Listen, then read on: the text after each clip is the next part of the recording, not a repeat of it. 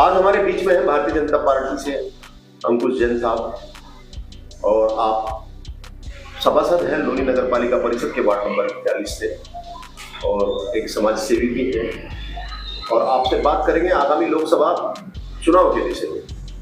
जैन साहब, अचूक भारत न्यूज पे आपका स्वागत है। आपका भी बहुत बहुत स्वागत कि आपने मेरा जैन साहब, अभी वर्तमान समय आप ये समझिए कि 2024 का जो लोकसभा चुनाव है वो हमारे सर पर है और आप चूंकि वर्तमान में लोनी नगर पालिका परिषद के वार्ड नंबर 41 से सभासद भी है, समाज सेवी भी है, पार्टी संगठन से बहुत पुराने जुड़े हुए हैं। यहाँ पे जनता का क्या मूड है आगामी लोकसभा चुनाव के विषय में, ये हमारे दर्शकों को बताएं। लोकसभा चुनाव में हमारी लोनी के बीच में हमारी लगभग 6 लाख वोट के करीब है, जिसमें मुझे लगता है कि परसेंटेज हमारा लगभग 55-60% बैठता है। उसमें हमें कम से कम 50% वोट मिलेंगे, क्योंकि प्रधानमंत्री योजना, जितनी भी प्रधानमंत्री योजनाएं हैं केंद्र सरकार के द्वारा दी गई है, वो धरातल पे हमारे बीजेपी के जितने भी कार्यकर्ता हैं उन्होंने उन धरातल पे तारा, जैसे सभासद के माध्यम से, ग्राम प्रधान के माध्यम से और विधायक सांसद सभी कार्यकर्ता ने उसमें योजना को धरातल पे तारने का काम किया और पब्लिक जनता बहुत उस चीज़ से संतुष्ट है। उनको जनता के बीच में उनको पता है कि ये एक राम राज्य कहते हैं, जैसे अयोध्या के अंदर मंदिर बना जो उनसा 500 सालों तक आज तक टेंट के बीच में मंदिर की स्थापना नहीं हो पाई। मंदिर राम भगवान हमारे टेंट में रहे 500 साल। यानी आपको लगता है कि राम मंदिर फैक्ट्री इस चुनाव में चलेगा? देखो, राम मंदिर फैक्ट्री सबसे ज़्यादा तो विकास की चीज़ें हैं। विकास प्रधानमंत्री योजना ने देश विदेश और भारत के अंदर इतना विकास, इतनी योजनाएं, गरीब किसान सभी के हित में इतनी योजनाएं आई जो धरातल पे भी उतरी, और धरातल पे जो चीज़ें उतरती हैं उसका फैक्ट बहुत पड़ता है, वो चुनाव में दिखाई देगा। यानी आप जैन साहब ये कहना चाहते हैं राम मंदिर अपनी जगह और विकास कार्य अपनी जगह। अच्छा, जो जैन साहब ये जो एक है कि अब की बार 400 पार, तीसरी बार मोदी सरकार, ये जो एक लाइन है, इसमें आप भी इसके कायम हैं, क्या मानते हैं इसमें? मेरी तो सोच ये है कि मैं तो ये देख रहा हूँ, जैसे कांग्रेस का ये गठबंधन था, सब गठबंधन ही टूट गया। उनको दिखने लगा कि ये 400 पार मोदी जी कह रहे हैं, ऐसा ना हो कि कभी 450 सिख ना हो जाए। आज की डेट में तूफान की तरह, एक तूफान की तरह है, और चुनाव भारतीय जनता पार्टी का है। विपक्ष में कोई पार्टी नहीं है जो चुनाव लड़ने की हिम्मत दिखाए, और हिम्मत क्या, उनका कैंडिडेट ही कोई नहीं उनके पास। चुनाव लड़ने की कैंडिडेट ही जब उनके पास नहीं होंगे तो चुनाव क्या लड़ेंगे? अच्छा जैन साहब, हमारे विश्वसनीय सूत्रों से हमें ज्ञात हुआ है कि आप यहाँ से मेंबर ऑफ पार्लियामेंट का चुनाव लड़ना चाहते हैं, इसमें कितनी सत्यता है?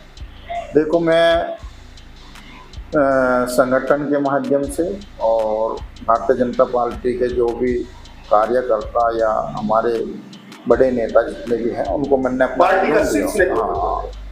उनको अपना रिज्यूम दिया है, और मैं ये चाहता हूँ कि जो एक सभासद है वो जनता के बीच का होता है, और जनता के बीच की समस्या जो सभासद को या ग्राम के प्रधान को पता रहती है, उससे ज़्यादा समस्या शायद किसी भी नेता को नहीं पता रहता। नहीं जैन साहब, और वो जनता के बीच, आप वर्तमान समय में एक सभासद है, नगर पालिका परिषद में एक सभासद सदस्य है आप, उसके बीच में फिर उससे आगे चेयरमैन आते हैं, विधायक आते हैं, फिर मेंबर ऑफ पार्लियामेंट आते हैं। ऐसा नहीं है, स्वतंत्र भारत में हर किसी को अपनी बात रखने का, करने का सब कुछ अधिकार प्राप्त है, क्योंकि हम लोकतंत्र में जी रहे हैं। लेकिन एक बात है कि आप मतलब एक सभासद से डायरेक्ट मेंबर ऑफ पार्लियामेंट का चुनाव लड़ना चाहते हैं। देखो, सभासद ये ऐसा नहीं कि वो एक सभासद वो नहीं बन सकता, लोकसभा बन, और एक निगम पार्षद जब राष्ट्रपति हो सकता है तो एक सभासद सांसद भी हो सकता है, और जमीन से जुड़ा है आदमी, लोकसभा हो या विधानसभा, वो बातें अच्छी तरीके से रख सकता है जो जमीन से जुड़ा हुआ है। अब आप बात करो, यदि नरेंद्र मोदी की बात करना चाहे, हमारे जो प्रधानमंत्री हैं वे भी जमीन से जुड़े हुए हैं, जो एक बहुत गरीब परिवार से थे, आज वे प्रधानमंत्री हैं। तो उस चीज़ को देखते जनता से जुड़ने वाला बंदा चाहिए, चाहे वो कोई भी हो, किसी स्तर का हो।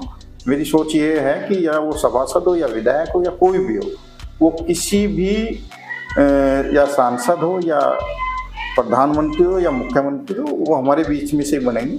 और पहले जैसे हमारे बड़े रहे, अब नई पीढ़ी को मौका मिलेगा तो आगे भी बढ़ेगा, देश भी आगे बढ़ेगा। तो अच्छा जैन साहब, एक अंतिम सवाल है, यदि पार्टी के शीर्ष नेतृत्व ने आपको यहाँ से गाजियाबाद की लोकसभा सीट से टिकट नहीं दिया और पार्टी ने किसी और को, मानो जनरल वी के सिंह साहब को दिया या किसी अन्य व्यक्ति को दिया, तो उस सिचुएशन में जाके आपका क्या अगला कदम क्या रहेगा? आप संगठन के साथ रहेंगे कि संगठन के विरोध में रहेंगे? देखो, मैं भारतीय जनता पार्टी का सैनिक हूँ और जो भारतीय जनता पार्टी का सैनिक होता है वो विरोध नहीं करता। मेरी अपनी सोच ये है कि जो सैनिक होता है वो विरोध नहीं करता। सैनिक का फर्ज होता है कि सेवा करना, और मैं विरोध में नहीं जाऊंगा। यदि पार्टी ने मुझे मौका दिया तो ठीक है, यदि मुझे मौका नहीं मिला, यदि कोई भी हमारे बीच में, चाहे कोई कहीं से भी आए, हम उसको जिताएंगे और पूरी उत्तर प्रदेश में सबसे ज़्यादा भारी मतों से उनको जिता के यहाँ से ले जाएंगे। अच्छा, एक बिल्कुल एक्चुअल में अंतिम सवाल है जैन साहब, हमारे न्यूज चैनल के माध्यम से आप कोई मैसेज देना चाहेंगे अपनी क्षेत्रीय जनता को या अपने पार्टी कार्यकर्ताओं को, या जो आपके समाज सेवी संगठनों से जुड़े हुए उनके लिए कोई मैसेज देना चाहेंगे हमारे न्यूज चैनल के माध्यम से?